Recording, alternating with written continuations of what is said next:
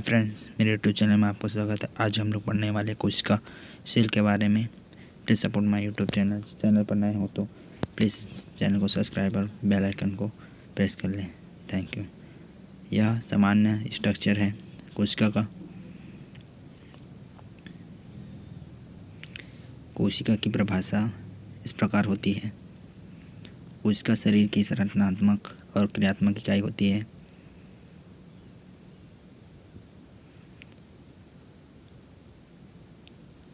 इसकी खोज Robert Hooke ने किया था। जीवित कोशिका की खोज एंटोनियो ल्यूवेनहॉक ने सन 1674 में किया था। मृत कोशिका की खोज रॉबर्ट हुक ने सन 1665 में किया था। कोशिका सिद्धांत स्लीडन एंड स्वान ने सन 1839 में दिया था।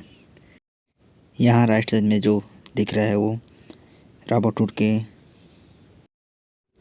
खोज तथा प्रयोग हैं। इस प्रकार कोशिका के कुछ महत्वपूर्ण बिंदु को देखते हैं, जैसे दुनिया में सबसे छोटी कोशिका माइक्रोप्लाज्मा पीपीएलओ होती है। दूसरा है सबसे बड़ी कोशिका शुतुरमुर्ग का अंडा होता है। इस प्रकार हम मानव में कोशिका के बारे में जानेंगे, जिसमें पहला है सबसे छोटी कोशिका शुक्राणु स्पर्म। दूसरा है सबसे बड़ी कोशिका होती है अंडाणु ओवम में। सबसे लंबी कोशिका न्यूरॉन होती है। न्यूरॉन में कोशिका विभाजन की क्षमता नहीं पाई जाती।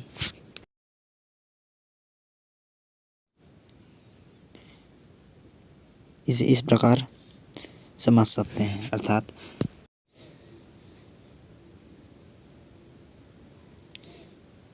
इसमें यह दर्शाने की कोशिश किया गया है कि जिस प्रकार एक घर ईंट तथा दीवार से बनता है, उसी प्रकार एक पूर्ण शरीर का निर्माण कोशिका ऊतक तथा अंग से निर्मित होता है। इसमें कोशिका को 3 भागों में बांटा गया है। पहला है प्लाज्मा झिल्ली, जिसे कोशिका झिल्ली भी कहते हैं, सेल मेम्ब्रेन या प्लाज्मा मेम्ब्रेन, जिसकी खोज निगेली एंड क्रेमर ने सन 1855 में किया। इसके कार्य हैं, ये सभी कोशिकाओं में पाए जाते हैं तथा दूसरा है कोशिकाओं को आकार और सुरक्षा प्रदान करता है। इसके बाह्य आवरण को ही प्लाज्मा झिल्ली या सेल मेम्ब्रेन कहते हैं। इसके बाद है कोशिका भित्ति सेल वॉल। ये केवल पादप कोशिकाओं में पाए जाते हैं। ये सेल्यूलोज की बनी होती है। इसके बाह्य आवरण जो ग्रीन दिख रहा है उसी को सेल वॉल कहते हैं। इसमें दूसरा है कोशिका द्रव साइटोप्लाज्म। इसके अंतर्गत हम गोल्गी काय, माइटोकॉन्ड्रिया, अंदर प्रदवी जालिका, लाइसोसोम, राइबोसोम और सेंट्रोसोम के बारे में पढ़ेंगे। यह कोशिका झिल्ली व केंद्र के मध्य भरा हुआ एक तरल पदार्थ होता है, जिसे साइटोप्लाज्म भी कहते हैं। इसमें सभी कोशिकांग उपस्थित होते हैं। कोशिका के अंदर कोशिकांग के मध्य जो तरल पदार्थ उसे कोशिकांग कहते हैं,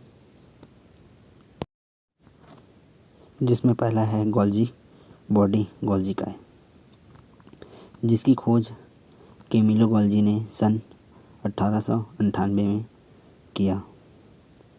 इसके कार्य हैं एक्रोसोम के निर्माण में सहायता करता है, स्त्रावण सिक्रेशन में सहायता करता है। तीसरा है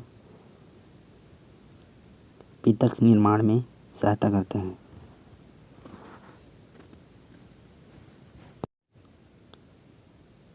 इसे ही गोल्गी काय गोल्गी बॉडी कहते हैं।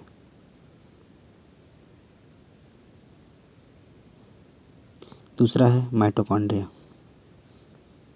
जिसकी खोज अल्टमान ने सन 1894 में किया। इसके कार्य निम्नलिखित हैं। पहला है कोशिका को ऊर्जा प्रदान करता है।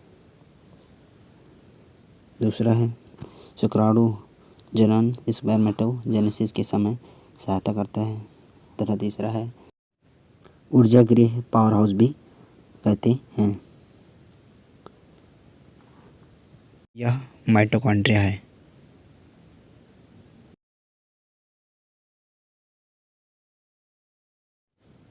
तीसरा है अंतःप्रदवी जालिका एंडोप्लाज्मिक रेटिकुलम, जिसकी खोज सर्वप्रथम पोर्टर ने सन 1961 में किया।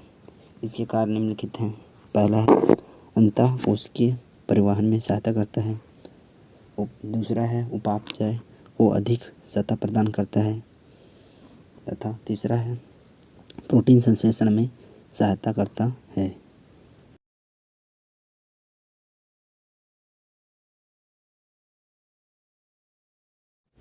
नेक्स्ट है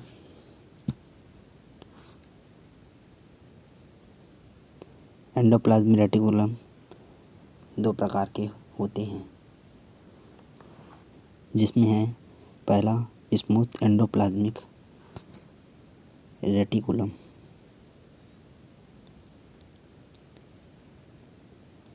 इसकी सतह पर राइबोसोम नहीं पाया जाता है, जिसके कारण इसे स्मूथ एंडोप्लाज्मिक रेटिकुलम कहते हैं।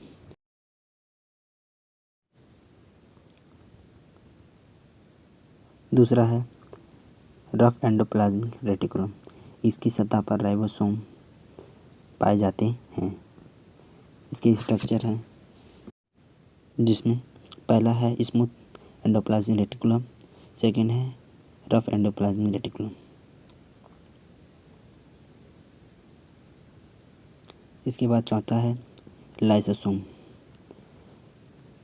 इसकी खोज डुवे ने सन 1955 में किया था।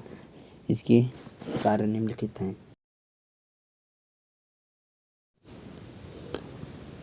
पहला है अंतः एवं बाह्य कोश की पाचन में सहायता करता है। दूसरा है इसमें जल अपघटक एंजाइम हाइड्रोलाइटिक एंजाइम पाया जाता है। तीसरा है इसे आत्महत्या की थैली सुसाइड बैग भी कहते हैं। इसी को लाइसोसोम कहा जाता है।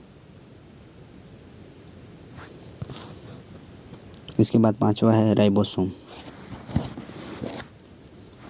जिसकी खोज पैलाडे ने सन 1955 में किया।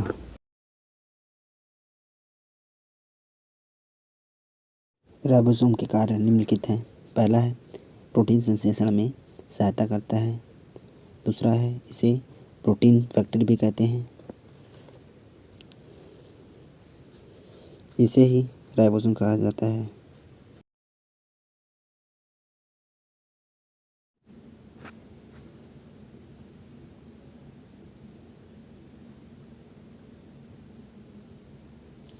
राइबोसोम के दो प्रकार होते हैं। पहला है 70S राइबोसोम। इस प्रकार के राइबोसोम प्रोकैरियोटिक कोशिका में पाए जाते हैं। दूसरा है 80S राइबोसोम। इस प्रकार के राइबोसोम यूकैरियोटिक कोशिका में पाए जाते हैं।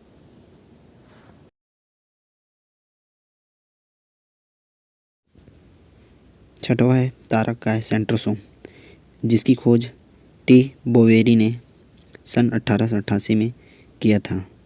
इसके कार्य निम्नलिखित हैं। पहला है कोशिका विभाजन का कार्य करती है। दूसरा है शुक्राणु के पुंज का निर्माण करती है। तीसरा है सूक्ष्मजीवों में पाए जाने वाले कशाभिका व पक्षमाप का निर्माण करती है। इसे ही सेंट्रोसोम कहते हैं। नेक्स्ट है केंद्रक न्यूक्लियस। इसके अंतर्गत हम केंद्रक झिल्ली, केंद्रिका और गुणसूत्र का अध्ययन करेंगे। इसकी खोज रॉबर्ट ब्राउन ने सन 1831 में किया था। इसे कोशिका का नियंत्रक या कंट्रोलर भी कहते हैं। इसमें क्रोमोसोम व DNA RNA पाया जाता है। यह केंद्रक होता है।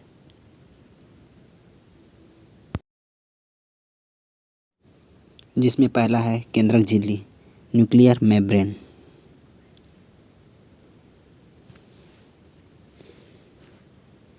इसके कार्य निम्नलिखित है। पहला, गुणसूत्रों की रक्षा करता है, क्रोमोसोम का प्रोटेक्शन करता है। दूसरा है कोशिका द्रव व केंद्रक द्रव को मिलने नहीं देता है, अर्थात साइटोप्लाज्म और न्यूक्लियोप्लाज्म को मिलने नहीं देता है। इसे केंद्रक झिल्ली कहते हैं। दूसरा है केंद्रिका न्यूक्लियोलस। इसके कार्य हैं प्रोटीन संश्लेषण में सहायता करता है। इसे ही केंद्रिका कहते हैं।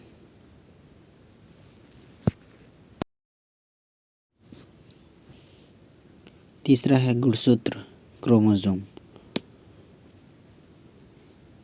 इसके कार्य निम्नलिखित हैं। पहला है कोशिका के उपापचय क्रियाओं का नियंत्रण करती है। दूसरा है पीढ़ी में पैतृक गुणों का स्थानांतरण का नियंत्रण करता है। तीसरा है आरएनए का संश्लेषण करता है। इस स्ट्रक्चर में एक क्रोमोसोम है।